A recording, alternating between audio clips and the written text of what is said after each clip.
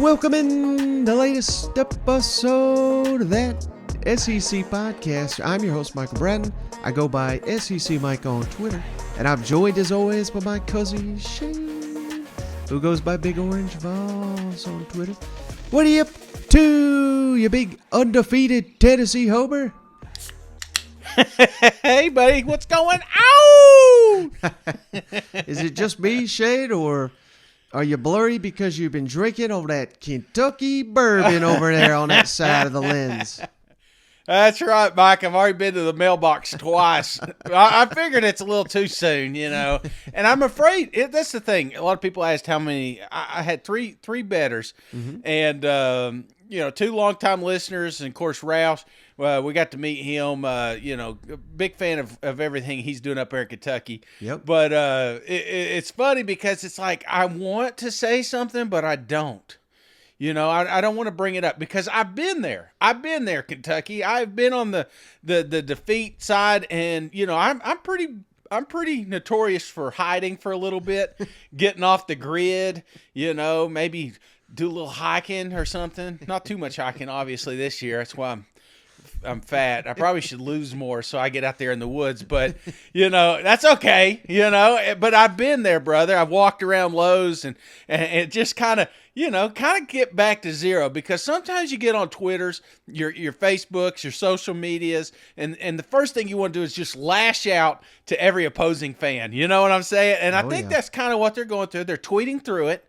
And but I'm starting to think, you know, here in the next couple of days, I'll just remind them of my address and get that bourbon coming on down to Tennessee, baby.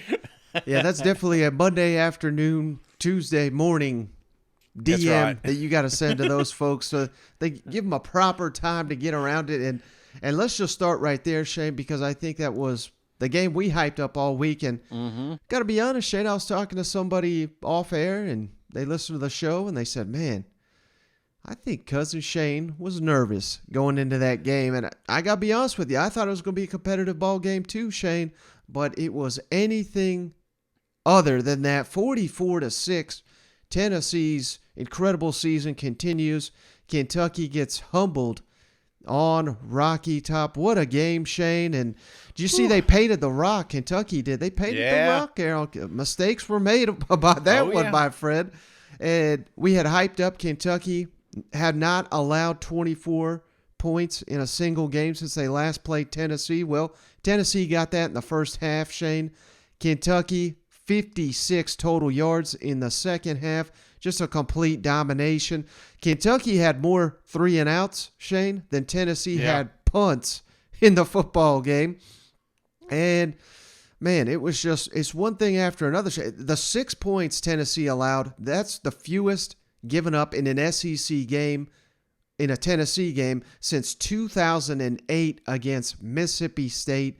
It was the worst loss Kentucky ever suffered when they were ranked in the AP poll and their opponent was ranked in the AP poll. This was just complete and utter domination. Yeah, it was not pretty, brother. And Kentucky did not make it easy for themselves either. Because I'm going to tell you, I was nervous coming in this game. I'm not going to lie. I thought there couldn't be more perfect trap game scenario than this one right here. Yeah. Kentucky was as healthy as they've been all year long. They're starting to gel. They're starting to play better coming into this game. I just felt like we were going to get the best Wildcat and potentially overlook them looking for the Georgia Bulldogs because that's what every Tennessee fan wanted to talk about this week. And we were afraid that some of these players were thinking that. In fact, post-game, they even talk about that. But the fact of the matter is Kentucky came down here and they had opportunities to quiet this crowd. They had opportunities to keep this game close because I think that was what Stoops was trying to do, man. He was just ground and pound with Rodriguez, which is by far one of my favorite running backs. I'll tell you this, man. Seeing the guy, he is an absolute animal, absolute beast. I don't know how healthy he is right now, but I'm telling you, when he was out there in his peak, he was a tough man to bring down and should be a focal piece of that offense. But again, stupid mistakes on their part, turnovers in the red zone, terrible punts. What else was there? Yeah, right before half, giving Tennessee another opportunity to put some points on the board. There was a real shot that you could have kept this within a touchdown, and that's exactly what you needed. But as a Tennessee fan, you were just hoping, man. If we can get a couple scores on this, that's the recipe for us. Get a couple of scores. There's no way they're going to be able to keep up, and that's exactly what the Tennessee Volunteers did.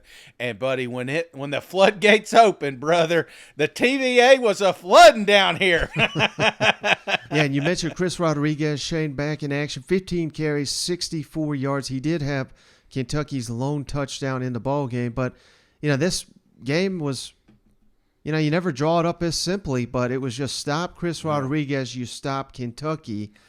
And, man, yes, I picked the game correctly, but I could not look like a bigger idiot, Shane. I was saying all week, I thought Will Levis and this receiving core going up against Tennessee's secondary, I thought that was a matchup that favored Kentucky, and not even by a little bit, by a lot.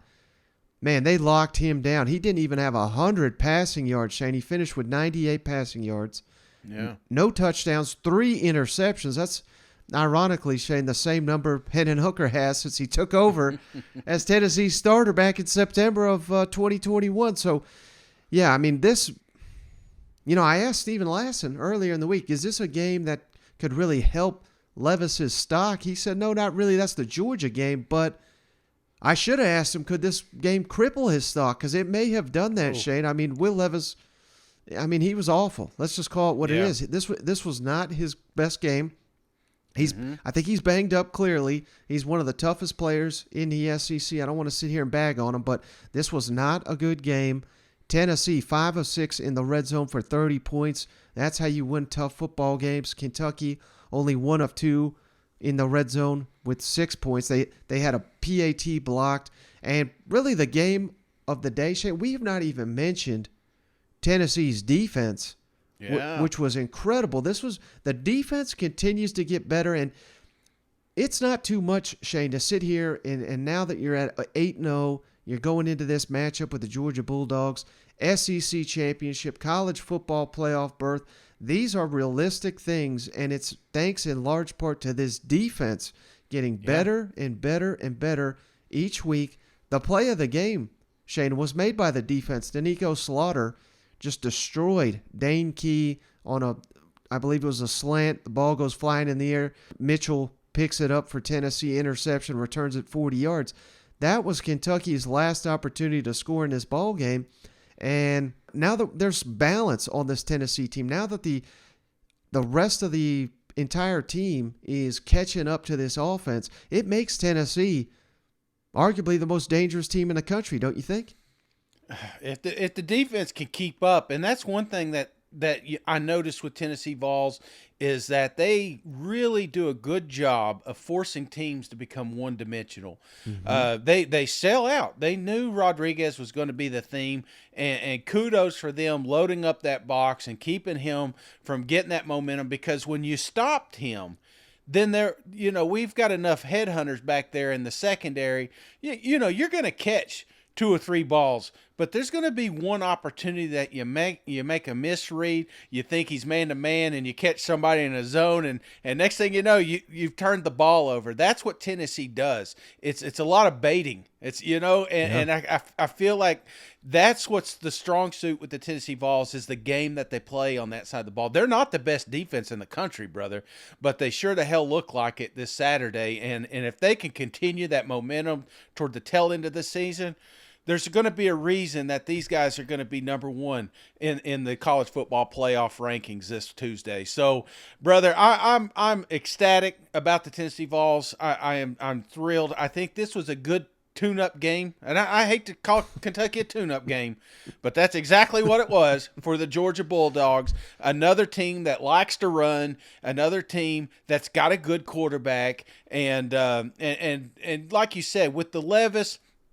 I think there was some injury. I think there was some reserve, but there was also some reserve on this play calling that if I'm a Kentucky fan, I'm like, why the hell do we need to run twice before we throw? They kind of got predictable there and some obvious throwing scenarios, and that's why Tennessee was able to pin their ears back and get back there to Will Levis. So, yes, he had the picks, including the one on the sideline. I knew something was going to happen when they do those sideline cams. There should be some sort of warning, like you're mic'd up. But they just kept talking about falling. I was like, it's just a matter of time for this bastard does something embarrassing. And that last little second, man, he got that thumb up in the nose. So I'm calling it the Levis. So if you catch me Levising over here, just let me know, brother. The mic is hot. And for Tennessee's their offense, Shane, simply put, it's like if they get a first down, they're going to score. Whether it's a field goal or a touchdown, more often than not, it's a touchdown. Once the train gets rolling, it seems like it's impossible to stop with just the pace, with the wide splits, with the ability to run the ball, with Hendon Hooker being accurate and being able to run it. He truly is, this was a nightmare scenario for any defense, and no one's been able to figure it out. You had 2 weeks to prepare, Shane, and then Jalen Hyatt, 90 seconds into the ball game, is open by about 20 yards, streaking for another touchdown. It's incredible. Let me ask you this, Shane, because I'm not trying to take away anything from Hendon Hooker. 19 of 25, 245 yards, 3 touchdowns passing, 0 interceptions, and a rushing touchdown. Just incredible. But Jalen Hyatt, 5 catches, 138, 2 touchdowns. Is it time to give Hyatt the Heisman treatment? Or is that a little too greedy? Because then we may cost ourselves a Heisman if you're Tennessee, because we're splitting votes between the top 2 players in the country. Yeah. He broke Marcus Nash's record this game, and going into it, they're like, well, he's 1 touchdown away. It's like, was there any doubt?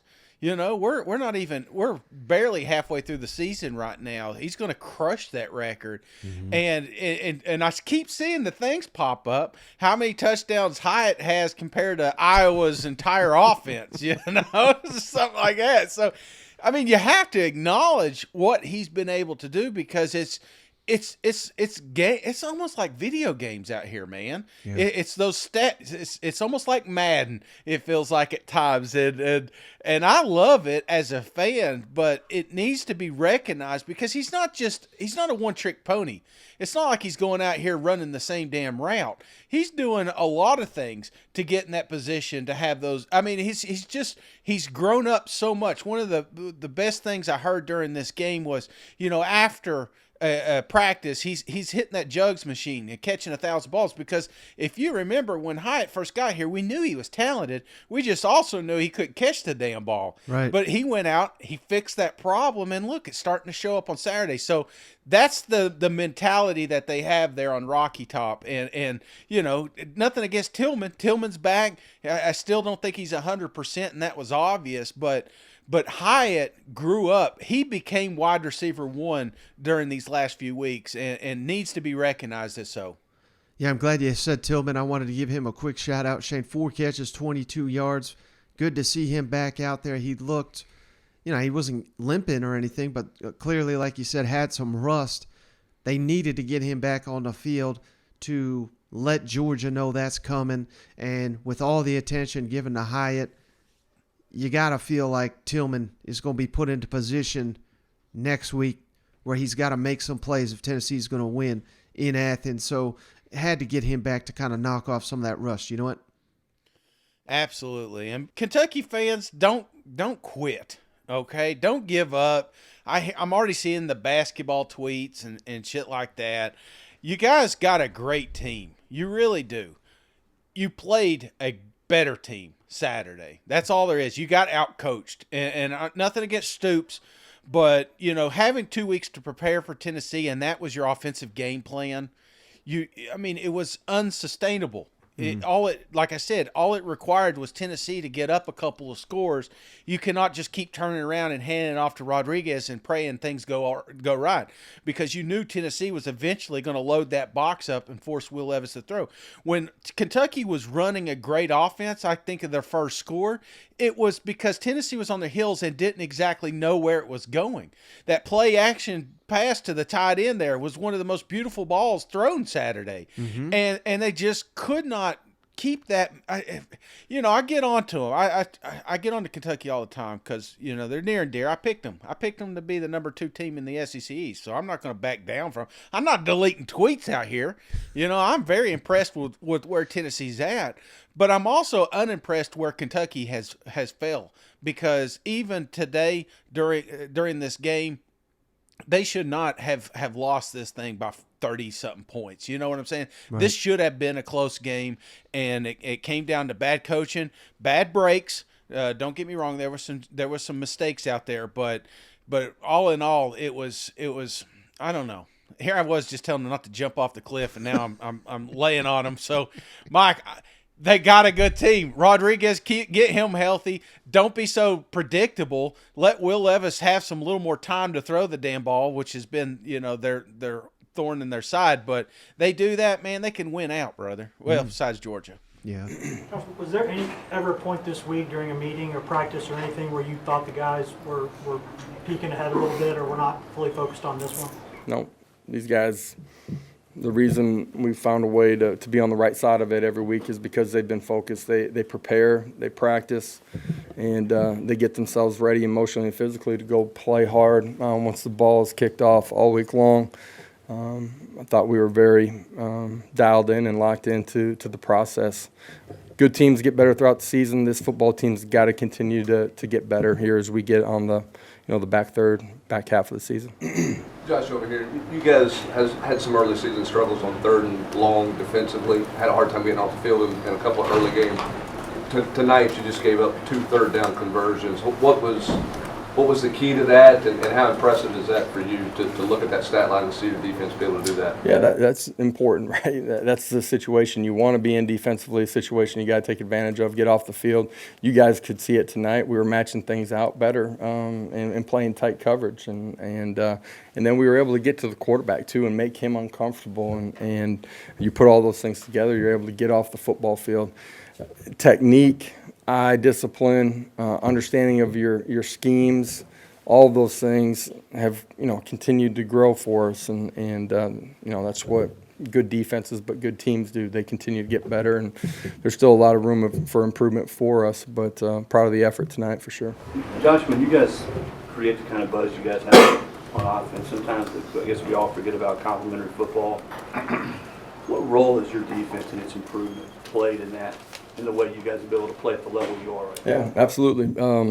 Key stops, creating field position. You look at the turnovers tonight. I mean, it was short fields all night long, some of which offensively we didn't take advantage of. Field position. I thought special teams, Paxton did a great job, pinning them inside the 5 a couple of times. That's what good teams do. You start playing off of each other, and when one's struggling, the other one picks them up and give them a chance to get their feet on the ground too. And there's been times throughout the course of the year where that's happened, whether it's offense holding it together or defense holding it together at Pitt. Like, you just keep competing together. They care, they love each other, they have fun. It's a fun locker room to be in every day. I mean, it's really hard to sit here and get beat the way we did and sit there and say you did some good things. That's a punchline waiting to happen for y'all. But there were some good stops. You know what I mean? There really were. You have to play great as a team. We didn't move the ball. We didn't get first downs. You didn't score. And special teams, we gave a punt return late, but we were backed up. We couldn't get first downs to get it out of there.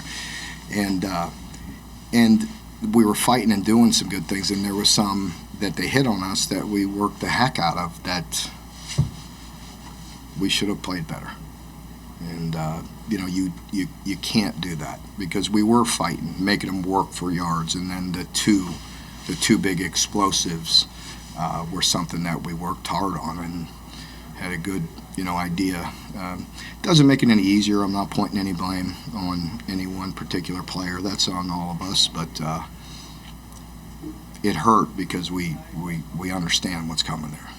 Well, speaking of Georgia, Shane, big win here in Jacksonville. We'll get to that game in just a second, but want to pay tribute here to legendary college football Hall of Fame coach Vince Dooley. Passed away on Friday at the age of 90. Georgia announced that officially, so I'm sure all Georgia fans know that news, but he was a coach, of course, that led them to the 1980 National Championship, coached Herschel Walker, 6 SEC titles, and by all accounts, I never had the opportunity to meet Vince Dooley, Shane, but I never heard a bad word about him.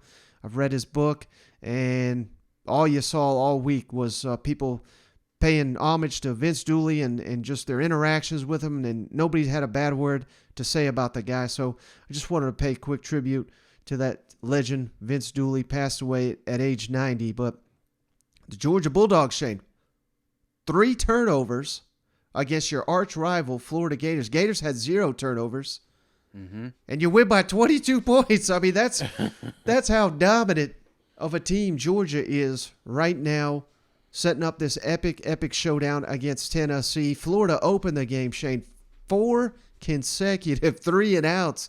Looked like Georgia was just going to blow them off the map. They did lead at halftime 28-3, but Florida made a little bit of a comeback here in the third quarter. Never really felt like this game was in doubt by any means, but Florida showed some heart, Shane. They forced a couple Stetson interceptions. They started heating up a little bit there.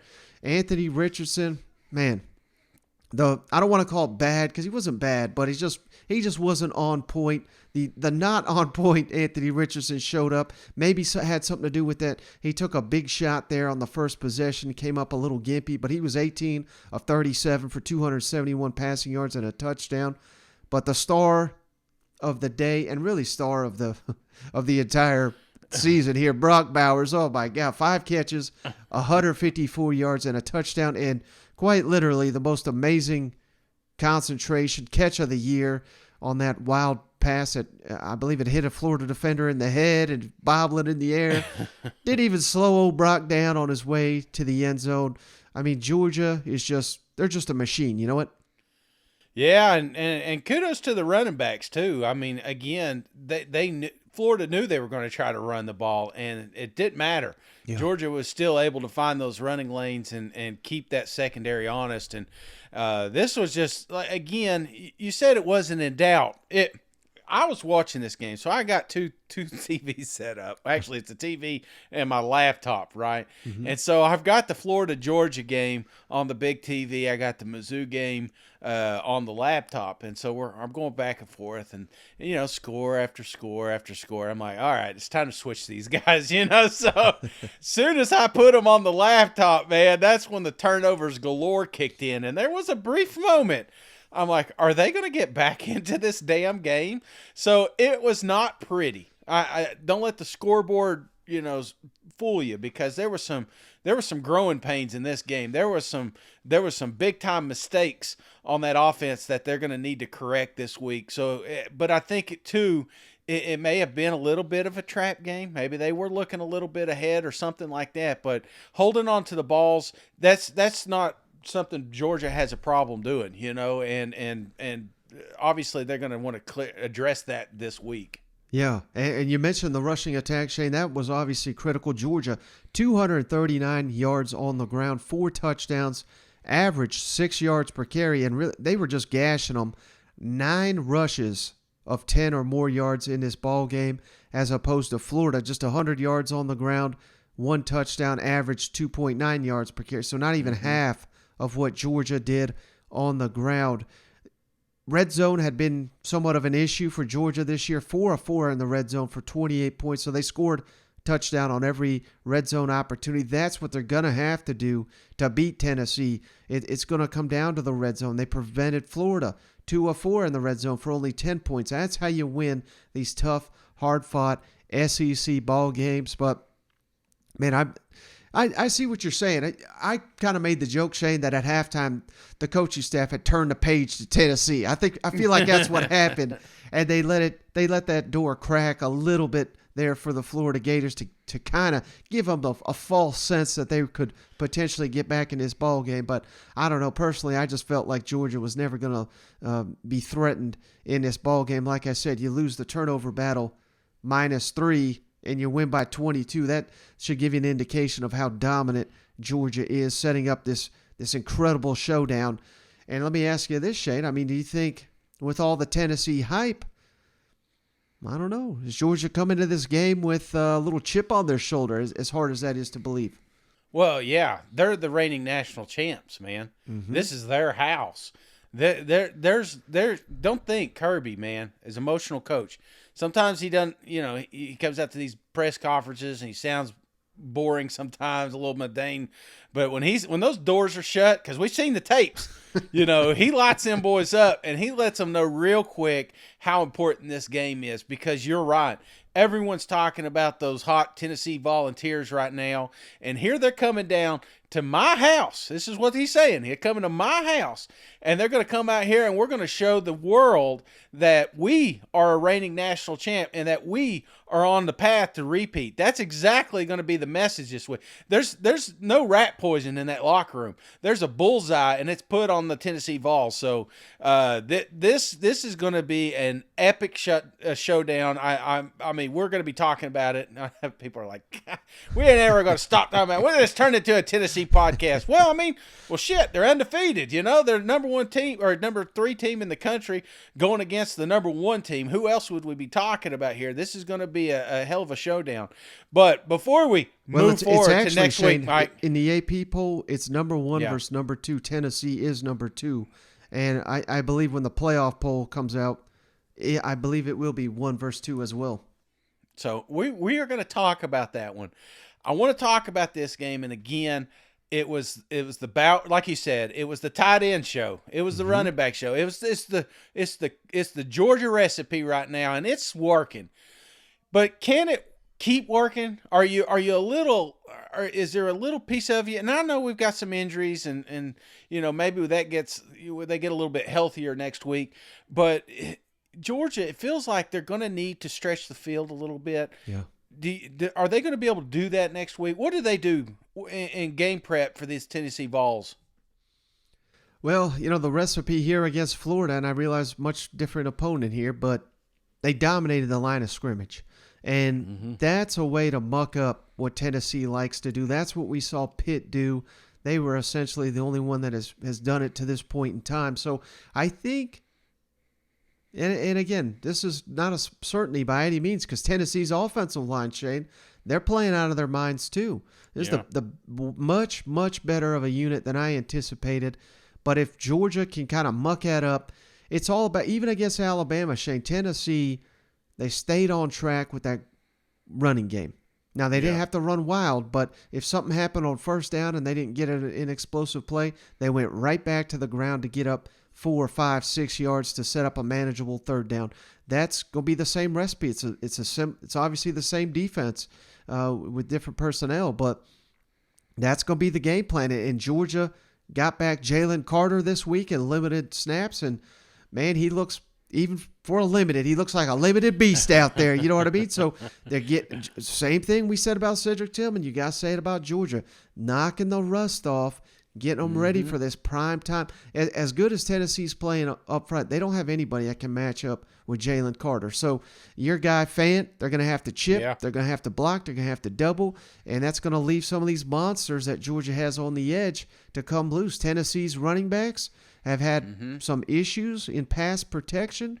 They're a little bit smaller of a group, so that is certainly a matchup I think favors Georgia. Can't wait to see it, man. This is going to be an incredible, incredible game. I tell you, man, Jalen Carter comes back, and they just decide to live in the backfield, don't they?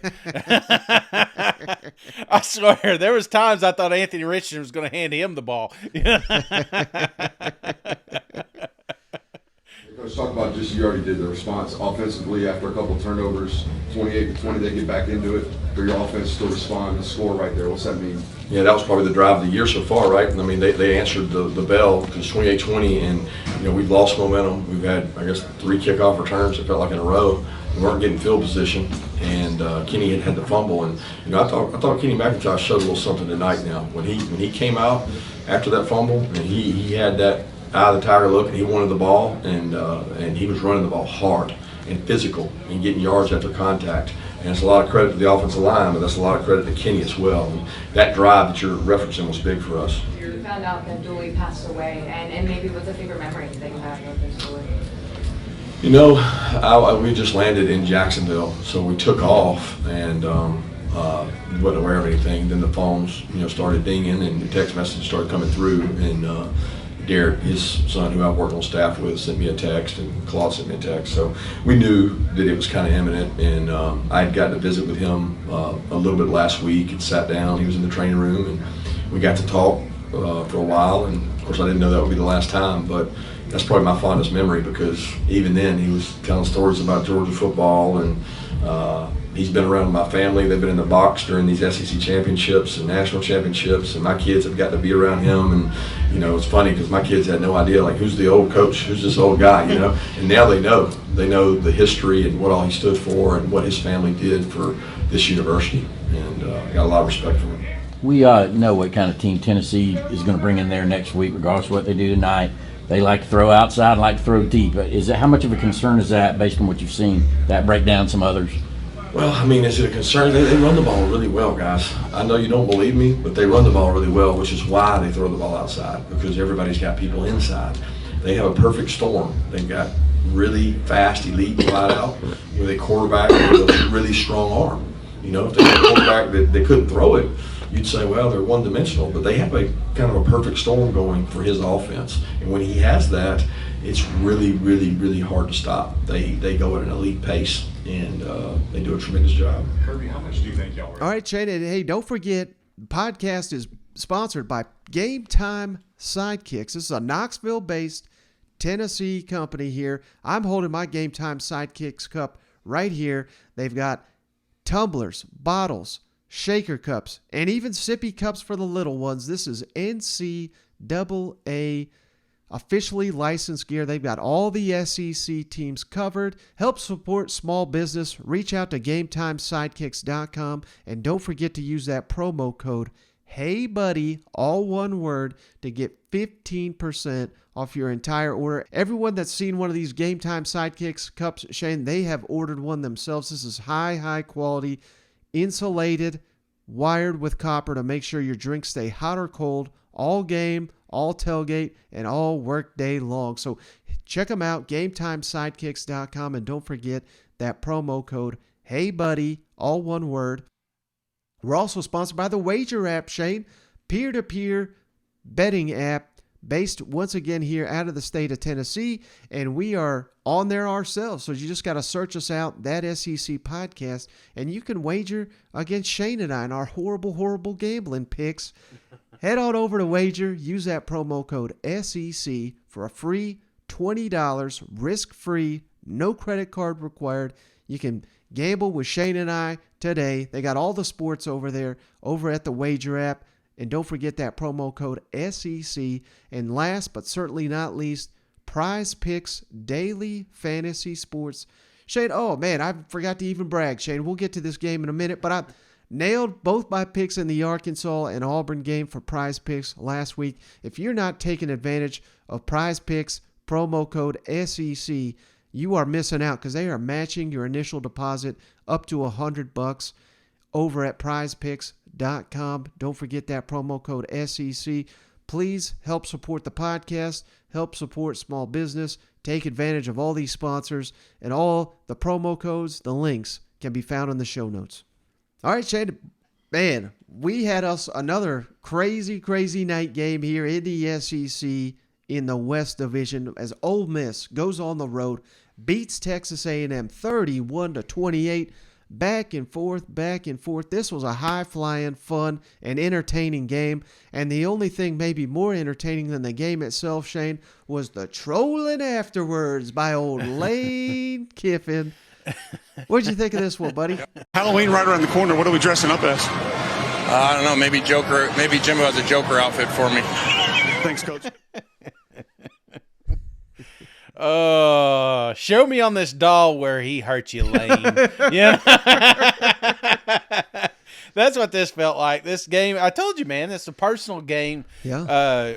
Lane Kiffin was not going to let up, but Yeah, this turned out to be a hell of a matchup, brother. We got us a new quarterback down there in College Station, and I know we're not looking for what's that word I always say? Moral I don't victories? like using. Yeah, we're not looking for that, but damn, I found it.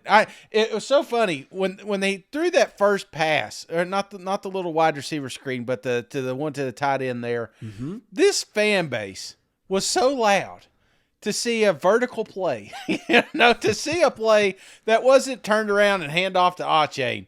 I think this fan base is so hungry to be balanced, to have offense, to not to be the 107th ranked offense in the country anymore. Mm-hmm. You could just feel it. And how many other teams, Mike, can start out a season with this many losses and still be almost sold out at College State? There's not, including in the SEC. You flip the script, if Ole Miss has this record, I guarantee you that stadium for the Texas A&M game's probably about 75% full. Right. These College Station, I know we've given them a hard time. We give Jimbo a hard time because he's about to say some more stupid-ass comments that we're going to attach to this video. But the fact of the matter is there's a lot of fight in this team. There's a lot of promise in the future, and I think they found themselves a quarterback. Unfortunately, Lane Kiffin was not going to let that victory happen. Yeah. Well, here's the problem with all that, Shane, because I agree. Connor Wigman, first career start, incredible. First 2 drives were touchdown drives. I mean, back-to-back. He was 6 for 6, 94 yards, 2 passing touchdowns right out the gate, finished with 338 yards, 4 touchdowns, no interceptions. But why the hell were they not playing him sooner if he had this in him? This is against an SEC opponent here. This ain't Sam Houston State he's doing this to. This is an SEC opponent. So, I mean, I get you. There's a silver lining there. It looks like we got our quarterback of the future. We got to roll with Wigman from here on out. He is night and day better than Haynes King. Yeah. And Max Johnson, he's a solid quarterback. He ain't what we saw from Connor Wigman here as a true freshman in his first start. So why in the hell was he not starting earlier? Now that's my question. Maybe we do have a better record if Wigman's our starting quarterback. So I'm a little, incensed at that even. Devon Achane, 25 carries, 138 yards. Amazing, Shane. When he doesn't have to carry the load when there's a passing attack, he was making plays all game long. Moose Muhammad emerged, 8 catches, 112 yards, and a touchdown. Evan Stewart, the true freshman, had one of the best one-handed touchdown grabs we're going to see in the SEC this season. Man, this looks like a different team. The problem, now that we got the offense rolling, the defense is falling apart. Shane, they were 2 yards away from allowing the most rushing yards literally in program history. Ole Miss went for damn near 400 yards on the ground. Judkins, the true freshman, 34 carries, 205 himself. Jackson Dart had over 90 yards on the ground, 3 passing touchdowns. A&M is now 6-11 against Ole Miss and Mississippi State since Johnny Manziel left. That's an issue right there.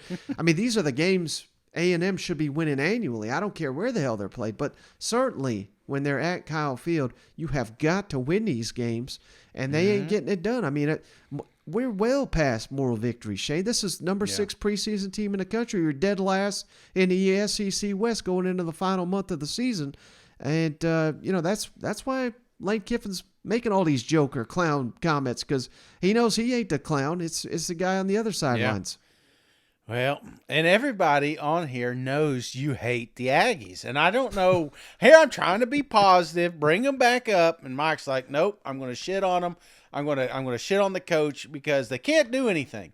They're stuck with Jimbo. I don't see there a scenario that he gets fired this year. And even though he should, Mike, I'm on that team. Yeah. I'm in that wagon. I really do think that Jimbo is not the perfect fit for Texas A&M. His offense, I mean, just don't even get me started with it. Even during this game, it's like what was working, they kind of pulled away from it later in the game for some freaking reason. It just blows my mind that he's trying to tell him, I want to go fast. He's like, nah, slow it down. Let's get the fullback out there, see what we can do. It's like, what the hell are we doing, Texas?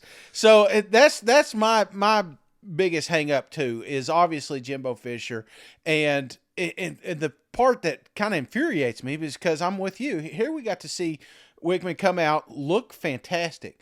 Think about all those wasted reps during the offseason.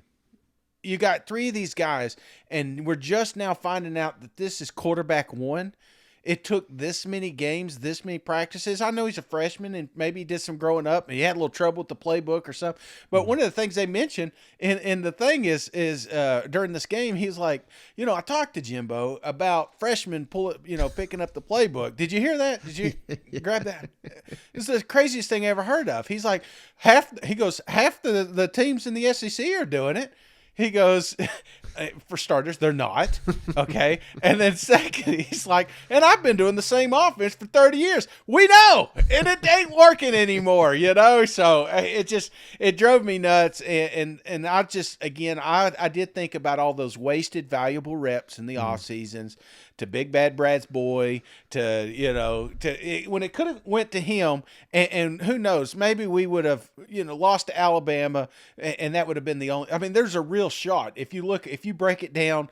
If they had some resemblance of an offense, so that it's not just the A-Chain show, Texas A&M could have won a lot more ball games this year, but they're not, and still, it's almost like it feels like it's too late. But we're selling the future with all these freshmen, but there's a part of me deep down inside, Mike, thinks that we're going to have a fire sale at the end of this season, and that transfer portal is going to open wide open. Now, let me ask you this, though, Shane. If Connor Wigman continues to play at this level and, hopefully for A&M's sake, they win a couple of these ball games, hell, they're going to have to make a bowl game. But, let's say they get some momentum on that side of the ball. Could that end up being a detriment to the program? Now, hear me out, because hell, up until Saturday, we're saying, my God, Jimbo has got to get a play caller in there. He has got to get an offensive coordinator that'll give some influence. Now, all of a sudden, now that he's got a quarterback, maybe they do start scoring 28 points a game, and Jimbo saying, well, hell, it ain't the system, it ain't the play caller, it's just been the quarterback, and then we get the same old shit next season. I mean, this we call it a silver lining. It could be a disaster if we're gonna not change things up this offseason. Oh, that's a very good point. I don't know how quite to answer that, because you may be right, but 28 points could be 45 points if in a different system. And that's my argument. And I think that this conversation has clearly been made. That SEC podcast isn't the only one watching this football game. I would imagine some mentors up there or some leadership in that front office is saying, hey man, you're safe. We're not firing you. I'm imagining this conversation's happened. But we're going to need something different. We're going to need a promise to the future, and maybe that's why we got the quarterback change here. Maybe this was, I'm not saying that. Nobody copied me on an email here, but I would imagine that there is this kind of youth movement. They cleaned house a little bit last week with some of the dumb shenanigans that was going on in the locker room. But I think this is just a step in the right direction. But it's a wagon you're hitched to, brother, and you're stuck with Jimbo and his ways, especially if they win out, man. If Texas A&M wins out, I think you're correct. I think nothing changes on that side of the ball. And one last thing before we move on, Shane, we've got to give this guy one more shout-out. Quinshon Junkins. It was his birthday. It was his 19th birthday, Shane. Look at his numbers. He's second in the SEC in rushing. He's first in the SEC in rushing touchdowns. He's tied for first in total touchdowns, and he's second in the SEC in rushing yards per game. I mean, he has just been a revelation, and he's a freshman All-American hands down, don't you think? Oh, dude, absolutely. It's good to see Evans back, too.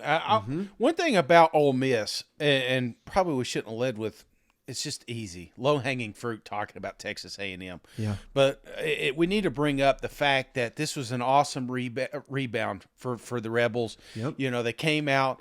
Even Jimbo, knowing they're going to run the ball, he comes out and does it for 400 yards.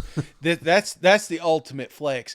And one of the things I did like seeing a little bit was Dart stretching this field. Now, he didn't connect on all the passes, But I'm starting to see a little bit more of that. And I think when this offense has the ability to stretch the field, to be a little bit more two-dimensional, buddy, dangerous offense. And the speed that they do it, you know, we saw the fake injuries. I never thought I'd see the Aggies faking injuries, but here they are, you know, and this, it's a little glimpse a couple of times of kind of that Ole Miss offense from last year. So I think that's the perfect storm. If they could just kind of just keep working on it, because what's their schedule? You got their schedule pulled up? What do they got after this? They got 2 weeks to prepare before hosting Alabama.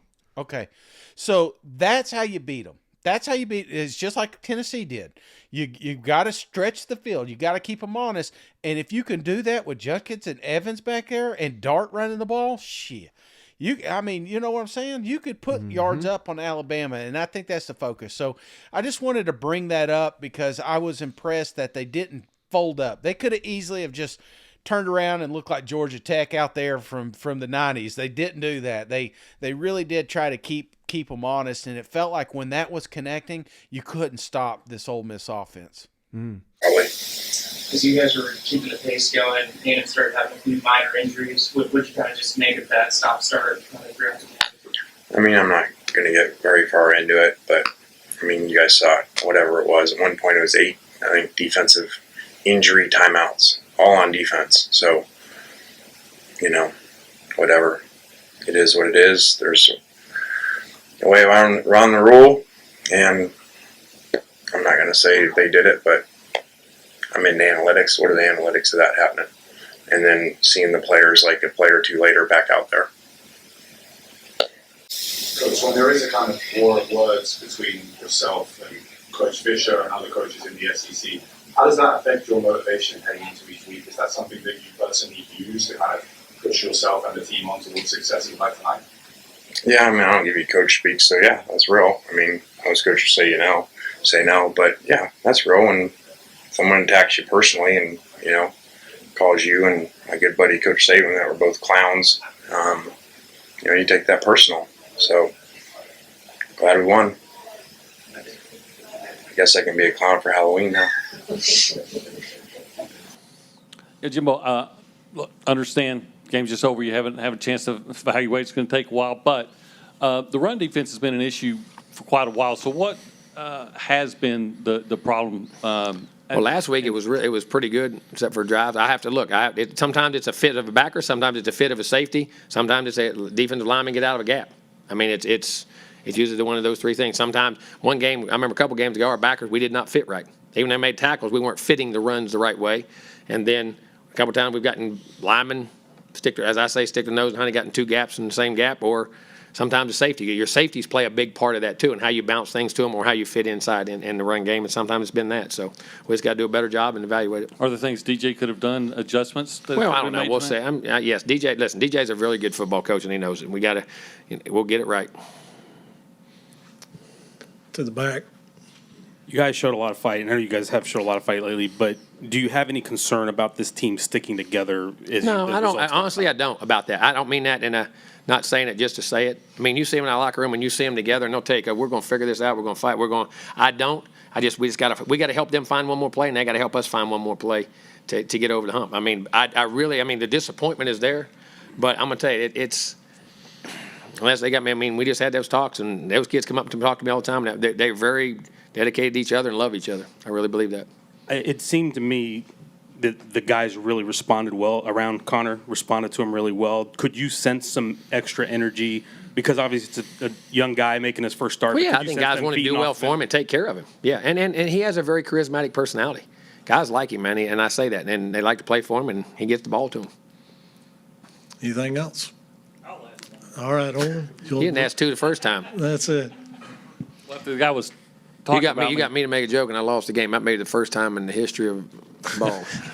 Well, I'll tell you who else, what offense you could stop, Shane. Let's kick it over to Missouri, 23, South Carolina 10. And before we even get into this game, Shane, I hope no one missed the Mayor's Cup graphic. Let's throw this up here. It's got Beamer's sunglasses on it, and I even miss this on first glance, Shane. It's got sand on the bottom for old Sandstorm over there. We had players doing the Sandstorm on South Carolina, sold out Williams-Brice Stadium, and we hit on this on Friday's show. This was going to be a ball game. Missouri was going to be at a major advantage every time they were on defense, and South Carolina was going to be on offense, but had no idea it was going to be this much of an advantage. Drink is now 4-0 against the Gamecocks, 3-0 in Williams-Brice Stadium. That is just truly bizarre, Shane. And right now, I got to think Marcus Satterfield is scheming up some screens and some draws for this South Carolina offense. Damn. Is he still, let me see. Is he even fired yet? I mean, come on, brother. You know what I'm saying? It's like when they came out, and I told myself, I knew what the play was. This was going to be a wide receiver screen. This was going to be a running back screen. This is going to be, hey, let's give it to Lloyd and pray to God he can get some yards. It felt like there is just it's not a recipe. You know, it's just we're throwing items at them. It's what it feels like. When you're running an offense, everything needs to make sense. You're setting up. It's a game, man. That's what this is. It's a football game, and you're doing this so that later you can do that. And it feels like there is none of that. It's just like he's just going down and randomly picking plays off the book. You know, right. Like we haven't run play 13 in a while. Let's try that one out. Who's catching this screen? You know, so this was god awful to watch. I mean, just terrible to watch. But I want to spin zone it a little bit because I don't want to South Carolina know exactly what's going on. They know what the problem is, and apparently Beamer's not fixing it yet. In fact, we got players out here getting upset, moms getting upset. Yeah. You know, the fans are pissed off. Every South Carolina, you went from cloud nine, beat Texas A&M to get that son of a bitch out of my locker room. You know, that's kind of what we got to. But we knew this was going to happen because it was topical, brother. There's no substance to that offense. And until they find that, they're going to struggle. They're going to have a tough season the rest of the way out. Right. But I've got it before. Enough South Carolina. I want to talk Mizzou, brother. How good is that defense? Before you do, let's play this clip real quick. Spencer Rattler. I mean, I've never in my life have I heard a quarterback kind of bury the play caller immediately after the game. Keep in mind, Marshawn Lloyd, he was banged up, but he only had 7 touches. Jaheim Bell, I don't think touched the ball one time. I don't know what in the hell was going on with that.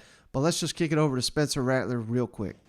For both of you, fellas, the defense was obviously pretty good tonight that you were going against, but what do you got to do to just make this offense more explosive, to just try to get the ball downfield a little more consistently? I don't know. I mean, we just got to get better at everything. Credit to Missouri. They gave us tough looks all night long with their blitzes, their pressures, the way they, got after us. And it was tough to, get the drop back pass game going. We really didn't. I don't feel like we had a good idea of knowing what to do. So I say that's what we need to get better at, is just preparing and knowing what to do.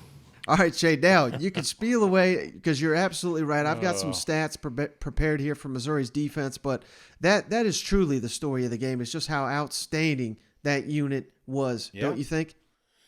Yeah, because you go back and the Georgia game makes sense. A lot of people thought that was a fluke. That's not a fluke. Mizzou's just got a good damn defense, and they can keep you in any game. It was just, I told you coming into this thing, it was going to come down to the cook. Which cook's in the kitchen? And, brother, the good one showed up. So my hat's off to the Mizzou Tigers. And I know we got a lot of flack online because both of us picked South Carolina. We probably got in a little bit of hype. They got a hell of a hype team, Mike. I ain't going to lie.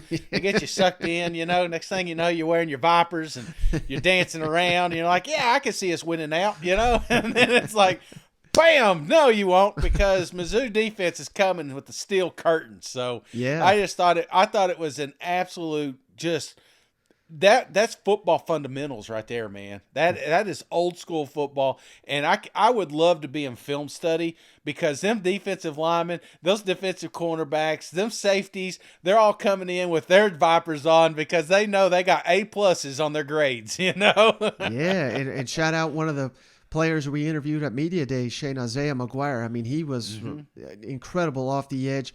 But these numbers come courtesy of Power Mizzou. They did the research here. But just look at the job Blake Baker, the defensive coordinator, his unit, Shane.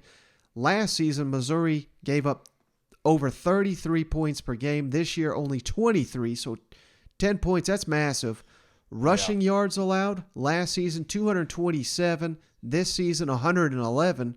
Again, just incredible. Yards per play, 6.38 last season. Now just 5.0. So nearly a 2-yard better average per down. I mean, they're just playing incredible football, like you said.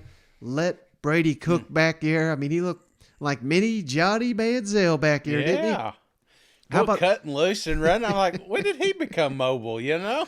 South Carolina, Shane, had only 203 yards of offense, 32 rushing yards. And how about this? So South Carolina had 10 drives. If you don't count, at end of the game, kneel out situation. 4 of the 10 were 3 and outs. 2 were turnovers. And only 2 drives featured more than 5 plays. 2 out of 10. So this is just god-awful. Missouri won the football game in the red zone, 4 of 5 for 20 points. That has been an issue all season long for Drink and his offense. Credit to Missouri, Shane. After 3 consecutive one-score losses, they never gave up, Shane. And now they had no SEC wins. They've won 2 SEC games in a row. And now they go home to face Kentucky, a hurting Kentucky team that, hey, you look at the series average, Shane. Yeah. Missouri wins that game in Columbia far more often than they lose it. So there's a real opportunity for Missouri to keep this momentum going, don't you think? Absolutely. And I'm sorry. I keep looking at the South Carolina stuff, and it just drives me nuts after the second half. You know, when I look at their first down play calling, you know, I got to say it. So you go from 1st to 10 to 2nd and 10. So that's a whole down just wiped out. Yep. The second time you get the ball, you go from 1st 10 to 2nd and 9. Okay, you gained a yard. You know? Okay, the next one, you get a couple of first downs, but then you find yourselves at 2nd and 12. It's like there is no falling forward. There is no, when you're throwing behind the line of scrimmage, you're setting yourself up for failure. You know, there's no threat down the field for South Carolina right now. And that's why Marshawn Lloyd and Juju and all of them, they're having a tough time getting the ball going because there's 8 damn men in the box knowing that it's coming. So, but anyway, again, Mizzou, fantastic. You what's their schedule again? What's the rest of their? They get Kentucky at home, winnable. The next one, not as much, at Tennessee, but New Mexico State at home and Arkansas at home. So who knows? Arkansas's defense has been a train wreck. It's not out of the question that you win 3 of the final 4. You know what? Yeah.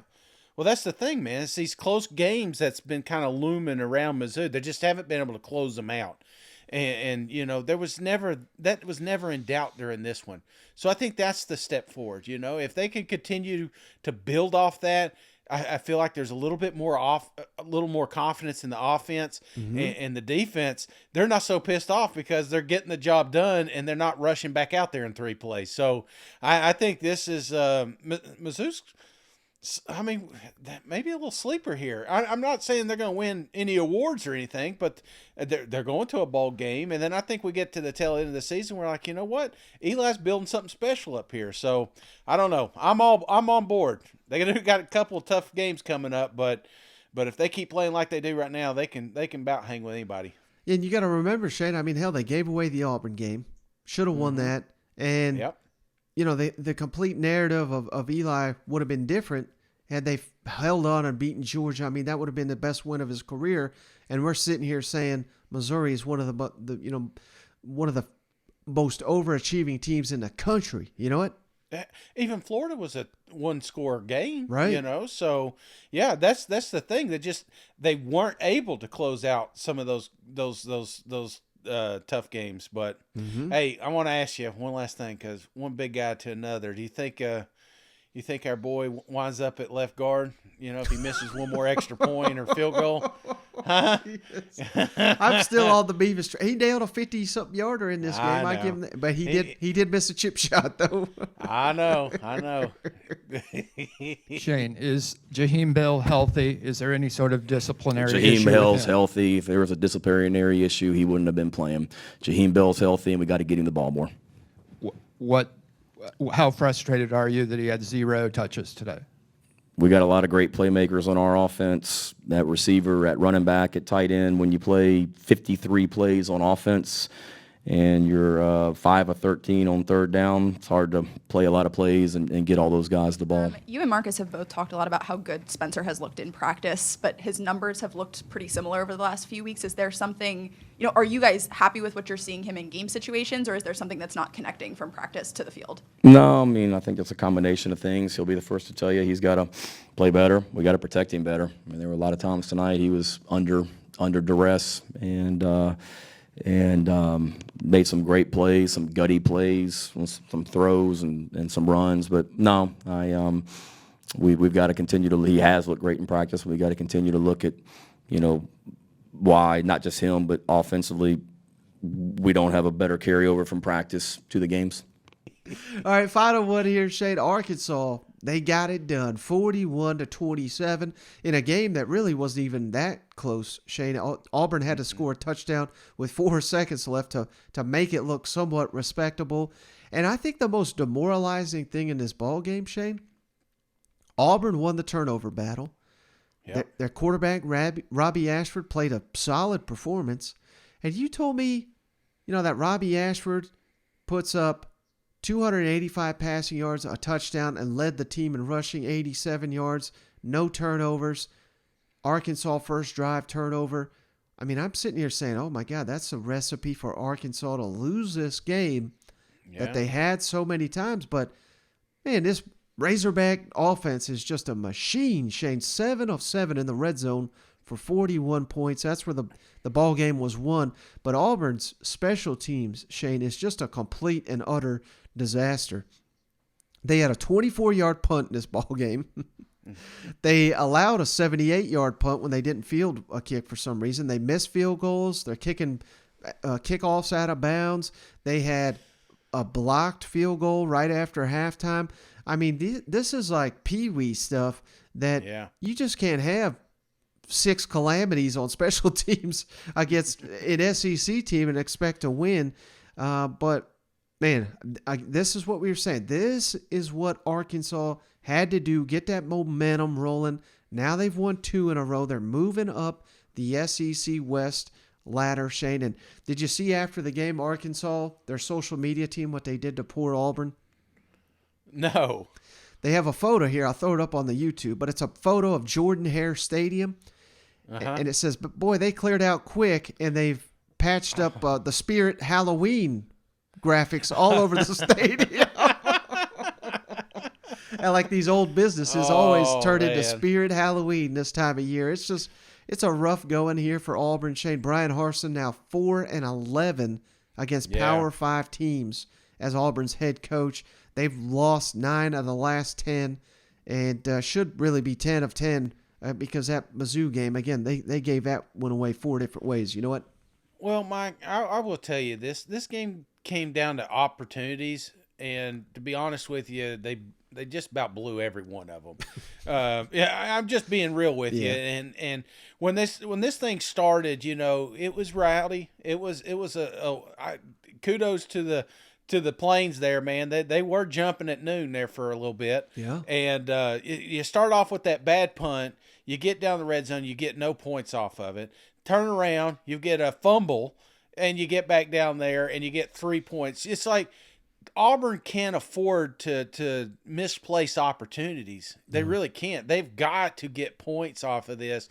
And that felt like the theme the entire game. And then because you knew once Arkansas woke up, once they got going, once I know Sam was a little upset right before half, not running the ball, but once they got to clicking, you knew that this team was going to stop. So given the fact you knew this was going to be a slow start on their end, you had an opportunity to get ahead and try to play a little bit more of that keep away. But again, you blew every single damn opportunity you had. Mm-hmm. Well, and speaking of rushing, Shane Rocket Sanders, 171 yards on the ground. He's the first SEC running back to go over 1,000 for the season.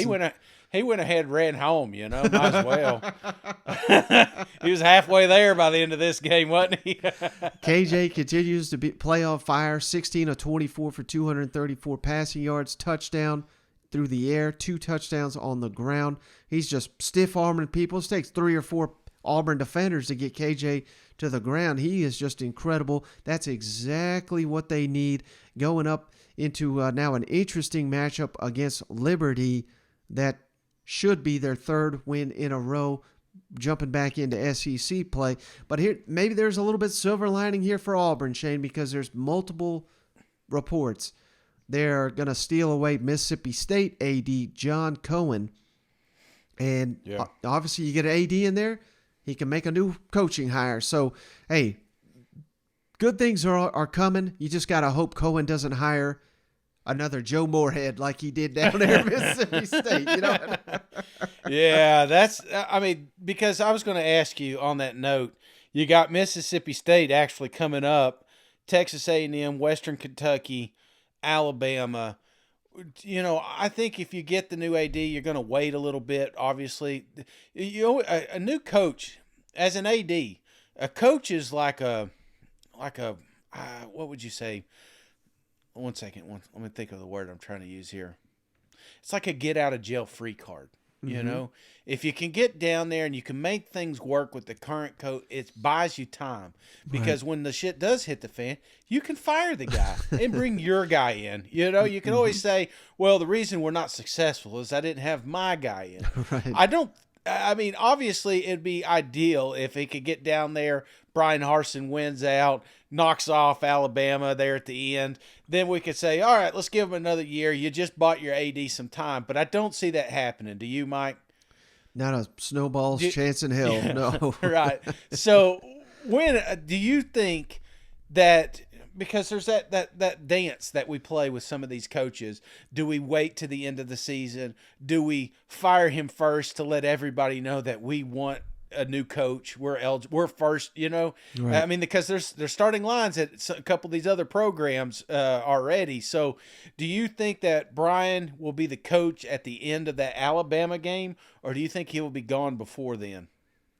I think the way they're going, Shane, they may just hold on to him because his buyout goes down significantly right after the Iron Bowl. I don't know if they're waiting for that. I don't know if they're waiting for a new AD, but I don't know why he's still the coach now.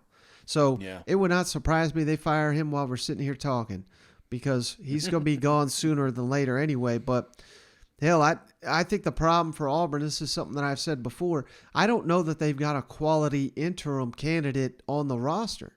So, are you – hell, it's not like you could do any worse, but I don't know if it helps the situation more or less. Now, recruiting is in shambles and – Teams still fighting. I give them that. They're just making all kinds of crazy mistakes.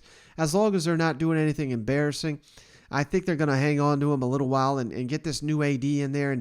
And your first day on the job, Shane, you don't want to be making this big decision, right? You gotta get into your office, get feeling comfortable, give it a week or two, and then you drop the hammer, I think. Yeah, put a few pictures up, then fire the guy. Let me get a War Eagle on the wall first. Hang my diploma. All right, final thing we like to hit on here, Shane, on every Monday show. We got the opening lines for next weekend. And, man, what a heck of a weekend of SEC football. Almost exclusively SEC on SEC action. But we do have one non-conference game. Let's start with that one, Shane. Liberty at Arkansas. Hugh Freeze, Sam Pittman, this should be a heck of a game. Liberty's actually ranked in a top 25. So what do you think the opening spread is for this one? Oh, I think Liberty's actually a pretty good program. I would say Arkansas 12, 13. 14. Oh, all right. Come on now. All right, how about Well, this? I mean, it's funny because you hear Petrino and you hear Hugh Freeze every time a job comes open. He didn't do so well with the first one, so we'll see how he does with the second one. Auburn at Mississippi State, annual showdown here in the SEC West. What do you think the opening line is for this one? Give me Mississippi State 9. 12. Okay. And this All right. is I mean, I don't know if it's the first time ever, but this has got to be one of 2 or 3 times Mississippi State has ever been a double-digit favorite over Auburn. You know what? Yeah, absolutely. That's why the AD's leaving, you know. How about South? I'm sorry. Nosy can't top that. You know? No, just kidding. South Carolina at Vanderbilt. What you got for that one? Oh, South Carolina 10. You almost said 20, I feels like, but it's only I said 7. 12. Oh, okay. I was thinking it'd be it's first to 7 wins, right? Is that what? Just kidding. I have seen Gamecocks. They're just as mad that they're only favored by 7 as they lost to damn Missouri. You know what? Oh, Vandy. Vandy. I mean, they may force South. Well, that's gonna be a fun one to talk about. Yeah. I'll hold that. How about Florida at Texas A&M, Shane? Give me Florida at Texas A&M. Mm-hmm. Jeez. Give me a push 'em. A&M minus 4. Okay. All right. Well, I think that may change, but home field advantage, they did have it, and I don't know if they're going to show up this week, but right. But and definitely. I did see someone tweet this out, Shane. Alabama, LSU, Brian Kelly going to be playing for the West title, while Florida, Billy Napier, Jimbo Fisher, A&M, they're going to be fighting to not be 1-5 in conference play. I mean, I'm not even trying to poke fun at Florida or A&M, but that's just neither one of these programs should ever be 1-5 in SEC. You know what? Didn't see that one coming for sure. All right, it pains me because I saw a graphic come out today and it was talking about preseason ranks. Yeah, and there was Texas A&M had 3 people down there think that they were going to win the West, and I'm looking at it like, damn it, I know who one of those 3 were. How about Kentucky at Missouri? Ooh, believe it or not, oh man, Kentucky at Missouri. Oh, jeez, I'd say Kentucky -1. 2. You almost nailed it. Oh, but that gives you an indication this is going to be a wild game. You know what? Gonna be a hell of a game, brother. How about Alabama at LSU? Could be a de facto SEC West championship, unless, of course, Ole Miss got something to say about that in 2 weeks. Give me Alabama minus 13. Almost nailed it. 12. Okay, come on now. And then the actual de facto division championship in the East, Shane, Tennessee at Georgia. So much on the line. Number 1, number 2 in Athens. What do you think the opening line is? I'm going to say, I don't know, Tennessee minus 17. Just kidding. Come on, Georgia. I'm coming for you this week. No, I think they're going to like them dogs. So give me Georgia 4.5. 9. Oh shit, man. They think we ain't got a shot, do That's free money, isn't it? That's the number one. We might as well not even go seen. down there. What? We might as well not even go. What is game? Somebody tell game day. They may want to go somewhere else. See who Deion Sanders is playing this week. You know. Yeah, I don't know if game day how many Tennessee games they're going to do, but they're going to do one more at least here.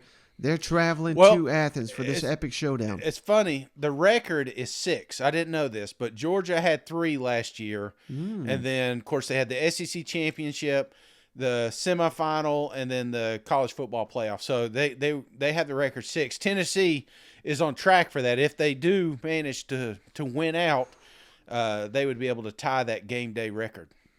Well, so just a little food for thought. We're going to be covering this game all week long. Shane, cannot wait for maybe the biggest regular season game we have had since this show was created. Can't wait to piss off the dogs all week long. How about you, buddy? They're gonna be coming for us, Mike. They already They've been teeing coming me all up. season long. They've been petting me all week, like good job, like so. But then I keep seeing the Cinderella season end Saturday, so I'm looking forward to it, man. It's going to be an absolute fantastic weekend. Not just Tennessee and Georgia, but you just heard all the games. LSU, Alabama. We don't really know how that thing's going to play out. Right. Hell, even Mizzou, Kentucky. That thing could come down to a wire. Mm-hmm. There's just fantastic football all around the country, and we're going to be bringing it to you all week long. Yeah. Well, buddy, we went long, so this is a perfect place to end it. I want to say thanks to everybody for continuing to support the show. I appreciate you, as always, Shane, for hanging out with me. We'll catch you on the next one. All right. See you guys. Go Vols. Where's my bourbon, boys?